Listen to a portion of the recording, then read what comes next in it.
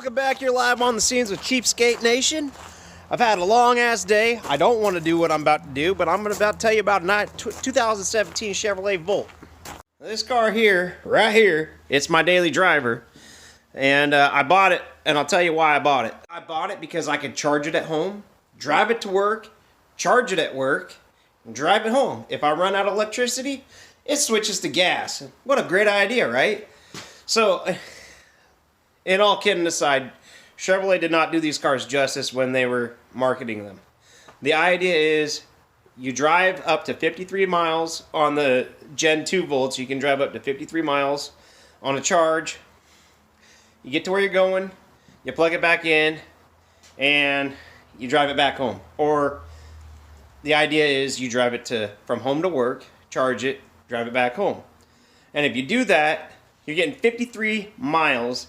This car right now with my electric rates, it cost me about $2.20 to charge the car. It charges in about 5.5 hours off of 220 volt or 240 volt electric. It takes about 10.5 hours to charge if it's off of 120, so double the time, half the voltage, double the time. But I got a little problem with it, and let me tell you what it was. This damn brake right here is seized up on me coming home today. And let me tell you why it's seized up. Now, I don't know if this is true or not, but I have a sneaking suspicion is that these Volts, they have a regen system on them, where every time you apply the brakes to it, it recharges the battery. Therefore, when you're actually braking with the car, you're not using the actual brake pads. This car right here, it's got 80,000 miles on it. The battery still's holding a great charge in it, but 80,000 miles through rain, water, snow, salt, I think is what's happened is the guide pins for the brake calipers, I think they've rusted up, and that's what's caused it to become frozen up. So we're going to dive into it right now and see if I'm right or wrong. It could be that the calipers just shot. I don't know, but we're going to find out. Parking brake, engage. I kind of like that. Has this little electronic sound in it. When I pull the parking brake, it makes me feel like I'm in a futuristic car, even though the car's 7 years old already.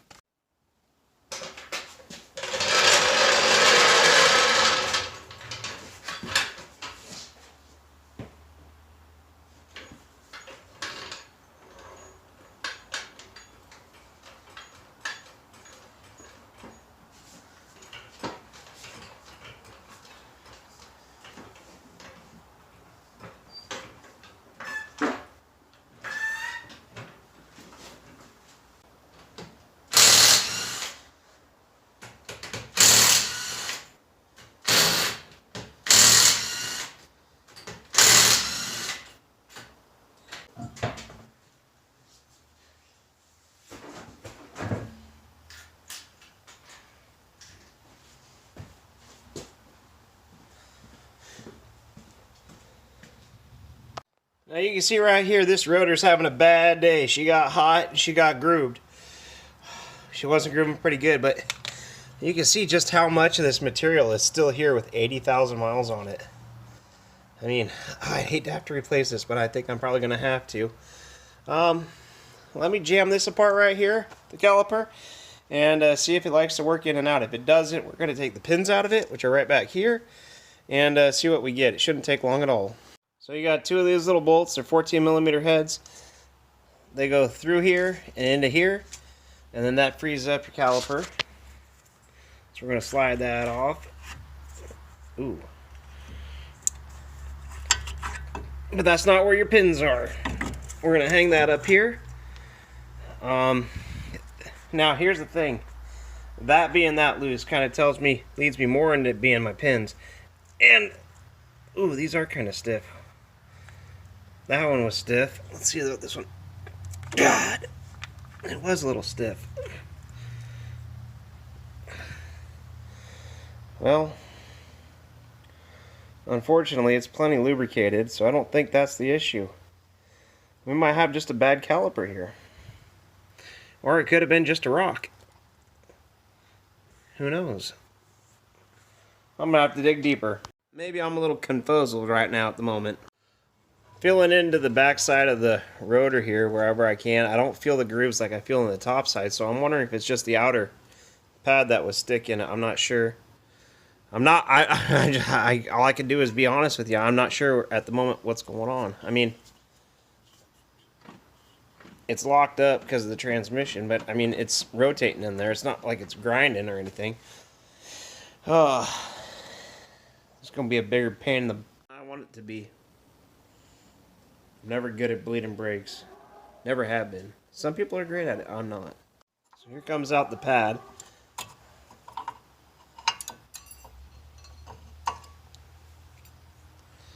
And the pad. Look at how much. That's 80,000 miles on those brake pads. That's a lot of life.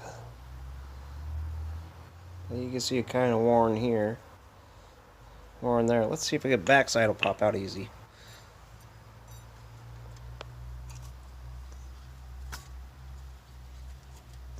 Here it comes. Here she comes, boys.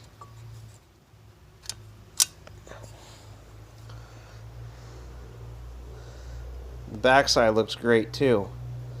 I mean, look at how much life is left in that pad. And it's all nice and even too. Sometimes you get pads that are all worn down on the right side or the left side.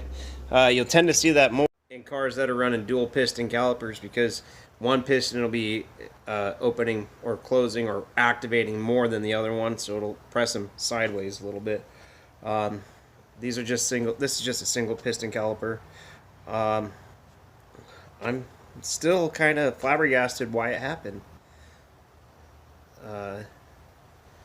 I guess the next step to go is to pop the hood, look at the brake fluid level, and then maybe try to press that in and see if it can free itself up.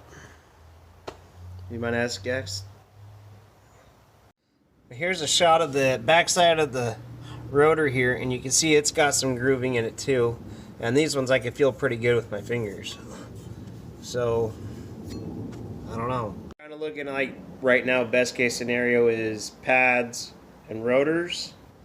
Worst case scenario is a brake caliper. And that means the car's inside for the night. This is the point in the video where I phone a friend and ask them, because they know more than I do.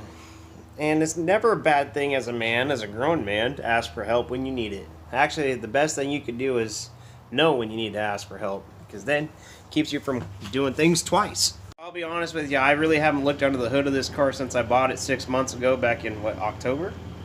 Was it October? September? Yeah, October. Sorry for the background noise. We got our boondocker guest staying here, and he's got his truck running. But look at, this thing looks like it's turbo. I'm not kidding you.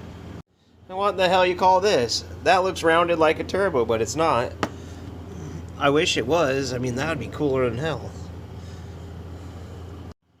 A turbocharged electronical vehicle would be cool as hell. But yeah, let me show you the real issue that I got right now is getting to this brake master cylinder reservoir. I mean, this is living proof right here that engineers don't work on cars, and they're not your friends. They're not mechanics, because they put it way the back under there. What the hell? I'll tell you what, somebody was wiping before they poop when they designed that. I mean, how in the hell am I supposed to fill that? I'm not. This is dumb. I mean, looking at all this is making me want to trade the car in right now. Tell me, how do you fill that? With a tube? You got to take the cap off and put a tube in there. This is ridiculous. Engineers are not your friend, I'll tell you that much right now. So I was able to compress the piston with the clamp, and so that tells me it's not seized in there either. Be a problem with the master cylinder? I would think if it was a problem with the master cylinder, I'd have problems with both calipers, left and right. Alright, so I just ended up getting the car back together. The big thing, or the only thing that I did to fix it is with the caliper off, I pumped the brakes up several times, and then push the piston and the caliper back in. I did about 5 or 6 times, threw the car back together, just brought the S10 back in. I'm going to go ahead and give it a test drive and see what happens and do a follow-up. As far as my brake rotor problem going, I have gone about 225 miles. All I did was I exercised the caliper a little bit. I pumped the brakes up with it off the car. I squeezed it back together. Didn't take anything else apart. I put it back together on the car because, like I said, it's only got 80,000 miles on it. And put it back together. So far, it seems to be okay. I'm just kind of leery of it and making sure that it's going to... I know that the problem could be there and it could come back, so I'm ready for it if it does happen. But other than that, this Volt's been great, and I hope this problem doesn't happen to you, but it's a pretty simple fix to get your car back on the road, and this is the only problem I've had with it so far. So I really like this car. I would recommend you to buy it as a commuter, even if it means lithium mining and ruining the atmosphere, the environment, because it saves you money in the long run. I mean, let's think about this for a minute. I was going to spend 20 grand on a car today, and I wanted that car to last me 4 years. Gas is $4 a gallon, and you're driving it 100 miles a day. That's roughly, what, 75 bucks a week that you're spending in fuel? 75 bucks a week times 4, 7, 14... That's 280. Let's just round it up to 300 bucks a month in fuel. 300 times 12 is what? That's 3,600 bucks a year for 12 months. Now you go 36 times 4 years is 3, 6, 9, 12. That's 12 grand. 6, 8, or 6, 12, 18, 24. That's like 15 grand, 14 or 15 grand in 4 years that you're spending just on fuel to commute 100 miles a week, or a day, I'm sorry. That's 500 a week if you're driving a regular gas-powered car that averages around 30, 32 miles to the gallon. So obviously it cost me only $2.20 to charge this car per charge. I am lucky that I get to charge it at work. It doesn't cost me anything for the moment.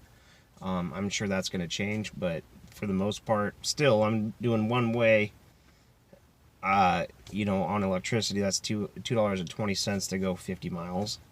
That's pretty damn good. So I do recommend the Volt.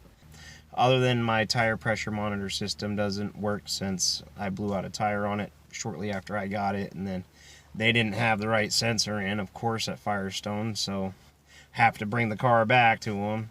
Of course, I can't just bring it back to them on a whim. So I tried to schedule it. They wouldn't schedule it. So then I took it to Chevrolet Garage to have them adjust it, because I just don't have the... I think it's a radio frequency that calibrates all 4 tires, and that's what I'm missing. GM went ahead and put one in, but for some reason it's not working. So the car's got to go back there. Yeah, this is my commuter. This is what I live my life in 2.5 hours a day while I commute.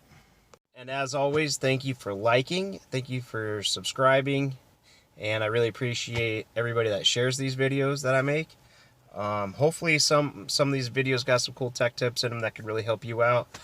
If you haven't yet and you want to, I now have a join page where you could become a member, and if you want to become a member of the channel, there's going to be some extra added perks. There's like 3 memberships that you could choose from, but I'm going to start building that profile, so... and it's all the extra stuff, all the extra cheap things that I do that I don't really, that's not really automotive related, but that's what's gonna happen with that section of it, and it's gonna be a lot of fun. There's probably gonna be a lot of bloopers in it, so if you want, go ahead and click the join button.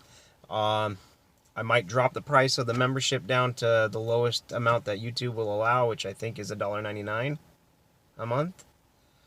I forget what I have it set at right now, but I just kind of went with, when I set it all up, the YouTube recommendations. There's one video up on there right now. There's going to be a lot more coming, because I got lots of old content that I can go back through that I never even posted for the channel yet, that I could go through it, spend a day, go through it, and post a bunch of stuff just to build the membership up. So, as always, thanks for liking, thanks for watching, thanks for subscribing. I appreciate every one of you. Have a good night, day, afternoon, whatever it is. I got a lawn to go mow.